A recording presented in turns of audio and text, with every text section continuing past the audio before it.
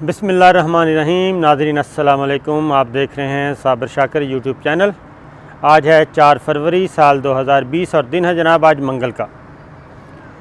आज सबसे पहले तो हमने आपको कुछ खबरें दे दी थी, उसी के फॉलोअप के तौर पे उनकी कंफर्मेशन हुई है। वज़ीर आज़म इमरान ख़ान मलेशिया के दौरे पर हैं। उनकी मुलाकात हुई महातीर मोहम्मद मलेशिया के सरबराह से और उसके बाद मुज़ाकरात हुए, फिर MOU साइन हुए, फिर मुआहदे हुए और उसके बाद मीडिया टॉक हुई। हमारी ख़बरों की तस्दीक की है वज़ीर आज़म इमरान ख़ान ने भी और महातीर मोहम्मद ने भी। ये मैं आपको बता दूं कि हमने आपको बताया था कि मलेशिया के दौरे का मकसद जो था वो एक तो ये मैसेज देना था कि पाकिस्तान और मलेशिया एक दूसरे के बहुत ज़्यादा करीब हैं और जो कुआलालंपुर समिट तय की गई थी और जो कुछ तय हुआ था अक़वाम मुत्तहिदा की जनरल असम्बली के मौके पे वज़ीर आज़म इमरान ख़ान, वज़ीर आज़म महातीर मोहम्मद और तैयब उर्दवान तुर्की के सरबराह उनके दरमियान जो तय हुआ था आइडिया, वो ड्रॉप नहीं हुआ। वो उस पे काम जारी है, काम हो रहा है और उसमें रुकावटें खड़ी की गई थीं, बराह रास्त भी और इनडायरेक्ट भी। उन रुकावटों को दूर किया जा रहा है और ये तीनों मुल्क और मज़ीद आगे जाके उसमें मज़ीद मुल्क शामिल होंगे। ये तीनों मुल्क एक दूसरे के करीब आएंगे और एक फ़ोरम पे आएंगे और आगे बढ़ेंगे और मिलकर तिजारती ताल्लुक़ात आपस में इसको फ़रोग़ देंगे, सरमायाकारी को फ़रोग़ देंगे, डिफेंस को फ़रोग़ देंगे, करेंसी के मामले में तय करेंगे, वीज़ों के बारे में तय करेंगे म्यूचुअली। और उसका इजहार आज वज़ीर आज़म इमरान ख़ान ने खुलेआम किया और उन्होंने कहा कि मुझे अफ़सोस है कि कुआलालंपुर समिट में मैं नहीं आ सका।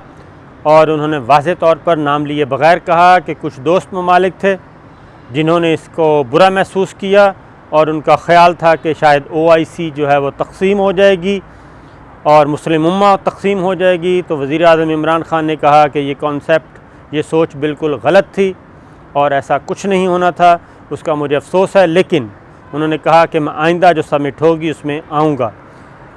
इसका ये गुफ्तगू बाहर आके उन्होंने क्यों की, उसकी वजह यह है कि दोनों रहनुमाओं ने आपस में जो गुफ्तगू की बंद कमरे में, उसमें ये मौजू ज़ेर बहस था और वज़ीर आज़म इमरान ख़ान ने महातीर मोहम्मद से और महातीर मोहम्मद ने वज़ीर आज़म इमरान ख़ान से बड़े खुल के बातें की हैं और उन्होंने कहा कि जनाब ये आइडिया हम आगे लेके जाएंगे, इसको तक़वियत मिलेगी और मुसलमानों की आवाज़ और दीन इस्लाम के बारे में जो प्रोपेगेंडा किया जाता है उसको नेगेट करने के लिए, काउंटर नैरेटिव के लिए हम एक हैं। और ख़ास तौर पे जो आज बात हुई वो डिफेंस यानी कि दिफा के शोबे में ताउन के बारे में भी बात की और ये बात वज़ीर आज़म इमरान ख़ान ने की, ये बात महातीर मोहम्मद ने की। तो इससे आप अंदाज़ा कर सकते हैं कि ये दौरा कितना इम्पोर्टेंट था। उसकी रीज़न ये थी कि सऊदी अरब और UAE ये नाराज़ हो गए थे। इन्होंने फुल प्रेशराइज़ किया था पाकिस्तान को कि आप कुआलालंपुर समिट में नहीं जाएंगे और उसमें ईरान था, कतर था, तुर्की था, मलेशिया था, पाकिस्तान ने जाना था। G7 का एक आइडिया था, ग्रुप ऑफ 7 बनने जा रहा था और वो फिल वक्त एक ब्रेक लगी थी। लेकिन हमने उस वक्त भी आपको कहा था कि ये आर्जी ब्रेक है, ये आइडिया फ्लॉप नहीं हुआ, ये आइडिया ड्रॉप नहीं हुआ, बल्कि इस पर आगे काम हो रहा है और होकर रहेगा। तो जनाब एक बात तो ये कि ये चीज़ अब आगे चलेगी, क्योंकि उसकी रीज़न ये है कि आज भी फ़लस्तीन के बारे में बात हुई, रोहिंग्या के बारे में भी बात हुई, मुसलमानों के बारे में बात हुई। OIC का जो फ़ोरम है वो एक नॉन फंक्शनल होता जा रहा है, बल्कि हो चुका है और उसमें एक डिबेटिंग क्लब तो कह सकते हैं या चंद मुल्कों के मफादात तो उसमें हैं, अलबत्ता मुसलमानों के मामलात, मुसलमानों के मसाइल और उस पे वहाँ से एक आवाज़ नहीं आती। उसमें माली मफादात, मुआशी मफादात, तिजारती मफादात, सियासी मफादात वो आड़े आ जाते हैं और ये हमारी बदकिस्मती है कि हम तिजारत को, माल को, माली मनफ़ियत को, इन्वेस्टमेंट को, इसको हमने ज़्यादा अज़ीज़ जाना, अल्लाह ताला पे भरोसा कम करते हैं हम। और अगर बाहमी मुसलमान आपस में मिल जाएं, मुस्लिम ममालिक आपस में तिजारत करें, आपस में करेंसी करें, वीज़ों में नरमी पैदा करें, एक दूसरे मुल्क के शहरियों की एक दूसरे मुल्क में सरमायाकारी करें, तो हम उस तरफ तो जाते नहीं हमारे हुक्मरान, अलबत्ता मुस्लिम हुक्मरान जो हैं वो सुपर ताकतों के ज़ेर असर रहना ज़्यादा पसंद करते हैं। इसलिए कश्मीर के मामले में अभी तक OIC का एक भी इजलास नहीं हुआ 1 पॉइंट एजेंडे पे। OIC का एक भी इजलास अभी तक नहीं हुआ जो 1 पॉइंट एजेंडा होना चाहिए था कश्मीर का, क्योंकि 80 लाख मुसलमान जो हैं वो इस वक्त बेयारो मददगार हैं, अपने घरों में कैद हैं। लेकिन OIC में ये बात एक भी इजलास अभी तक नहीं हुआ, वो किसको पुकारें। उसके बाद आप आ जाएं इंडिया के मुसलमान, वहाँ पे कितने हैं? 2 करोड़ से भी ज़्यादा मुसलमान हैं। एक पूरा मुल्क है पाकिस्तान अंदर, 2 करोड़ नहीं, मैं बल्कि 2 करोड़ कह रहा हूँ, 20 करोड़ से भी ज़्यादा मुसलमान हैं इंडिया में। एक पूरा पाकिस्तान है वहाँ पे, पाकिस्तान से भी बड़ी आबादी है वहाँ पे।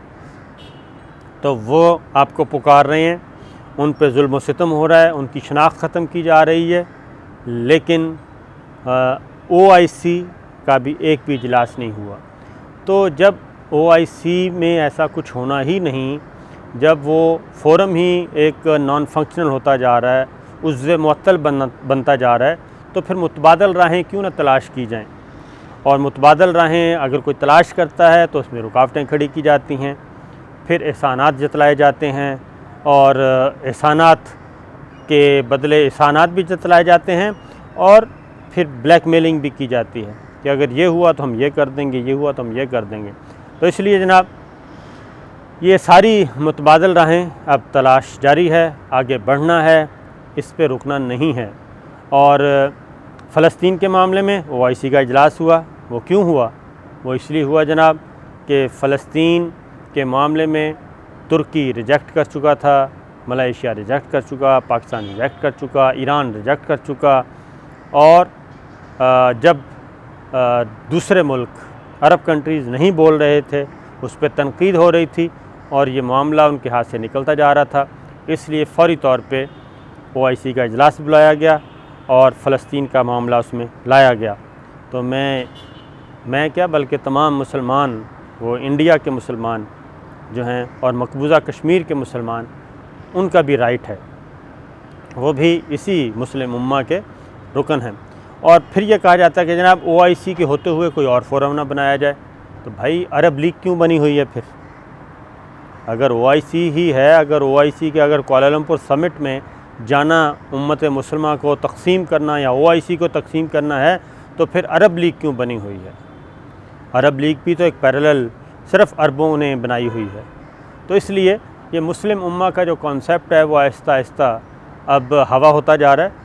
अब तगड़े मुल्कों को आपस में मिलना चाहिए, और उन मुल्कों को जिनकी खारजा पॉलिसी को बेहतर है और जो फाइनेंशियली ठीक हैं, जो डिफेंस है। तो इसलिए मलेशिया और पाकिस्तान के दरमियान जनाब ये अब 2 तरफ़ा मामला शुरू हो चुके हैं, और अगली समिट में पाकिस्तान जाएगा, ये वज़ीर-ए-आज़म इमरान ख़ान ने अनाउंस किया है। देखते हैं उस वक्त क्या हालात होते हैं। इसी तरीके से मलेशिया के जनाब वज़ीर-ए-आज़म महातिर मोहम्मद ने एक और ऐलान किया, अहम ऐलान, और वो है कि यहाँ पे वो गाड़ियाँ और मोटरें बनाने की एक फैक्ट्री लगाएंगे, ऑटोमोबाइल्स जिसे कहते हैं वो लगाएंगे, गाड़ियाँ बनेंगी, छोटी बड़ी सारी गाड़ियाँ बनेंगी, एक बहुत बड़ी इन्वेस्टमेंट होगी, वो लेके आ रहे हैं।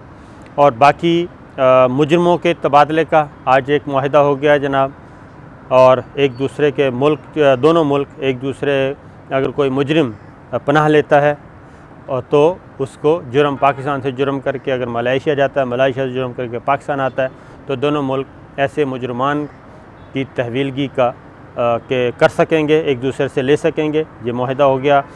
इसी तरीके से और बहुत सारी बातें हुई हैं जिनको आगे बढ़ाया जाएगा। फिर पाकिस्तान ने पाम ऑयल जो है वो ख़रीदने का ख्वाहिश ज़ाहिर की है, और ख़ास तौर पे वज़ीर-ए-आज़म इमरान ख़ान ने मलेशिया के वज़ीर आज़म का बहुत शुक्रिया अदा किया कि भारत की तरफ से जो ब्लैकमेलिंग की गई थी तो उस ब्लैकमेलिंग को भी मलेशिया ने लिफ्ट नहीं कराई और अपनी कश्मीर के बारे में पॉलिसी पर डटे रहे।